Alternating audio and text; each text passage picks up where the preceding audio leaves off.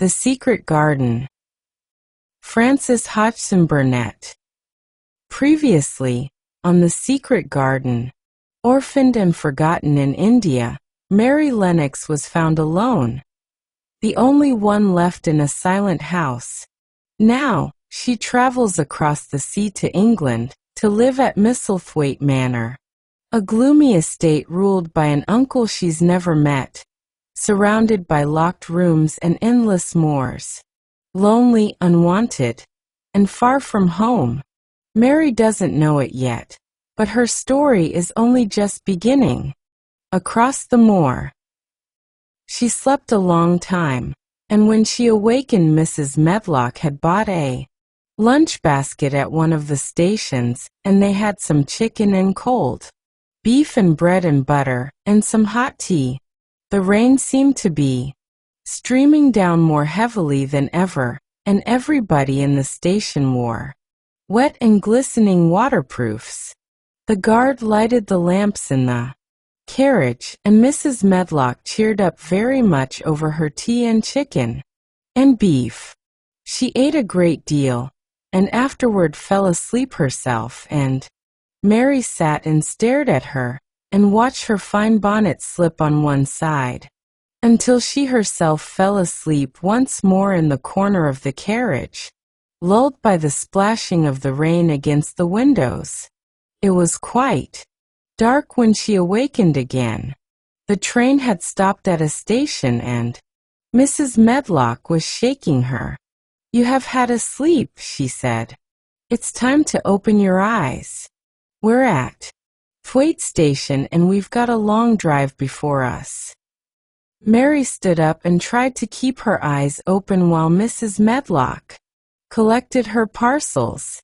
The little girl did not offer to help her, because in India native servants always picked up or carried things, and it seemed quite proper that other people should wait on one.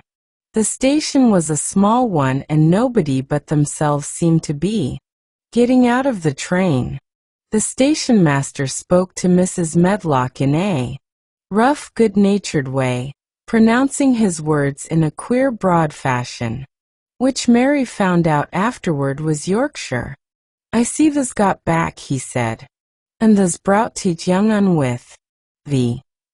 "Aye, that's her," answered Mrs. Medlock, speaking with a Yorkshire accent herself and jerking her head over her shoulder toward Mary.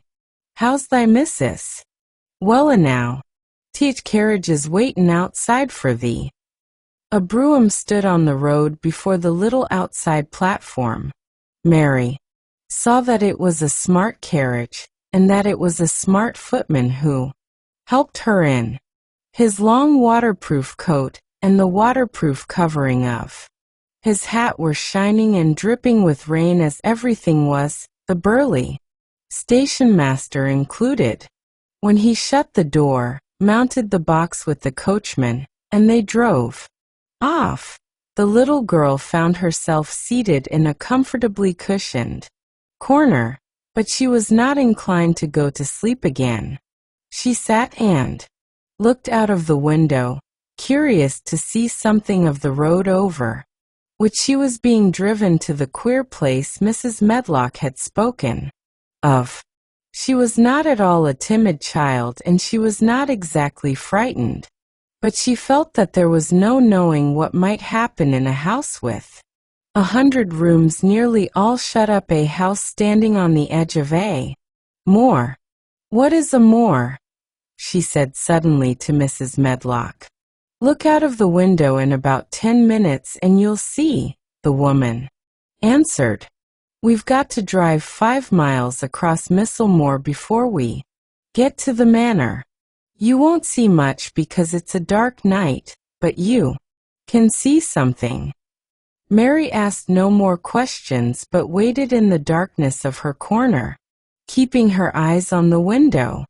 The carriage lamps cast rays of light a little distance ahead of them, and she caught glimpses of the things they passed. After they had left the station, they had driven through a tiny village, and she had seen whitewashed cottages and the lights of a public house. Then they had passed a church and a vicarage and a little shop window or so in a cottage with toys and sweets and odd things set out for sale. Then they were on the high road and she saw hedges and trees. After that there seemed nothing different for a long time, or at least it seemed a long time to her. At last the horses began to go more slowly, as if they were climbing uphill, and presently there seemed to be no more hedges and no more trees. She could see nothing, in fact, but a dense darkness on either side. She leaned forward and pressed her face against the window just as the carriage gave a big jolt. We're on the moor now, sure enough, said Mrs. Medlock. The carriage lamp shed a yellow light on a rough-looking road which seemed to be cut through bushes and low-growing things which ended in the great expanse of dark apparently spread out before and around them. A wind was rising and making a singular, wild, low rushing sound. It's not the sea, is it?" said Mary, looking round at her companion. "No, not it," answered Mrs. Medlock. "Nor it isn't fields nor mountains. It's just miles and miles and miles of wild land that nothing grows on but heather and gorse and broom, and nothing lives on but wild ponies and sheep. I feel as if it might be the sea, if there were water on it," said Mary. "It sounds like the sea just now."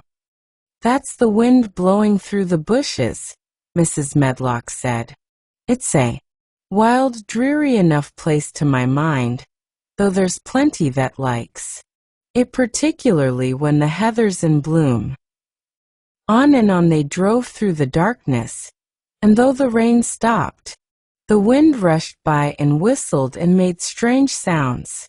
The road went up and down, and several times the carriage passed over a little bridge, beneath which water rushed very fast with a great deal of noise.